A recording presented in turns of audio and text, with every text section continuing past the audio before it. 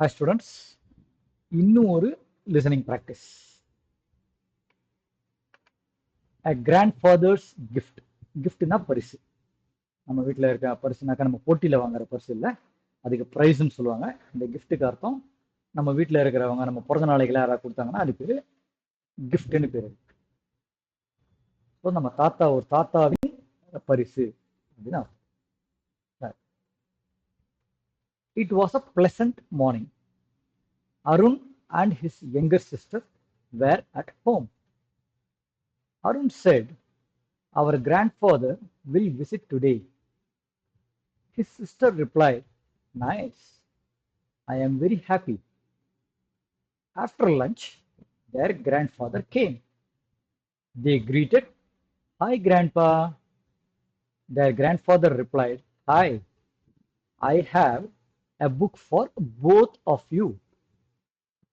The children thanked him. Arun looked at the book and said, "This is great."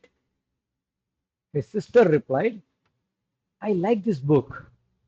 They read the book together. The afternoon was pleasant and everyone was happy. இதுலயும் ஒரு சில வார்த்தைகள், புது வார்த்தைகள் இருக்கு, underline பண்ணிருக்கேன். அதை மட்டும் முதல்ல குவிக்கா பார்க்கலாம். வெரினா ரொம்ப, ஐ எம் வெரி ஹாப்பினா நான் ரொம்ப சந்தோஷமா இருக்கேன். வெரி சேட்னா ரொம்ப வருத்தமா இருக்கேன். அந்த மாதிரி அர்த்தத்துல வெரி யூஸ் பண்ணும். போத் நம்ம ஏற்கனவே போன வீடியோல பார்த்துருக்கோம். போத் ஆஃப் யூனா உங்க ரெண்டு பேருக்கும், உங்க ரெண்டு பேருக்காகவும் அப்படின்ற அர்த்தத்துல வரும். லுக்ட் அப்படின்னாக்கா பார்த்தான். சாவும் சொல்லுவோம், லுக்குக்கும் சாவும் கிட்டத்தட்ட ஒரே மீனிங் தான். பட் நீங்க கேட்க தான் தெரியும் எந்த இடத்துல சி யூஸ் பண்ணா எந்த இடத்துல லுக் யூஸ் பண்ணோன்றது உங்களுக்கு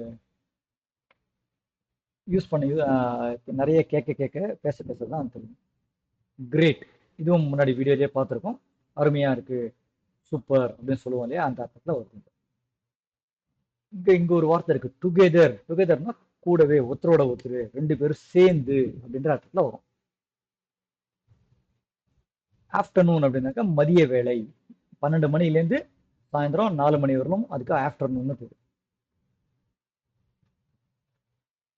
மற்ற வேர்ட்ஸ் எல்லாம் நம்ம ஏற்கனவே பார்த்துருக்கோம். சரி, இப்போ வீடியோ பாஸ் பண்ணுங்க, இல்லை திருப்பியும் முன்னாடி போயிட்டு இந்த இங்கிலீஷ்ல இன்னொரு தடவை கேளுங்க. இப்போ அர்த்தம்லாம் தெரிஞ்சிச்சு இல்லையா? இப்போ இன்னும் ஒரு தடவை 2 தடவை கேளுங்க. கேட்டுட்டு வீடியோ பாஸ் பண்ணிட்டு உங்களுக்கு என்ன புரிஞ்சுதுன்றதை யோசிங்க.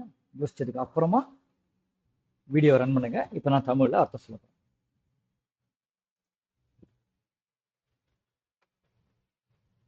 அது ஒரு ரம்யமான காலை பொழுது.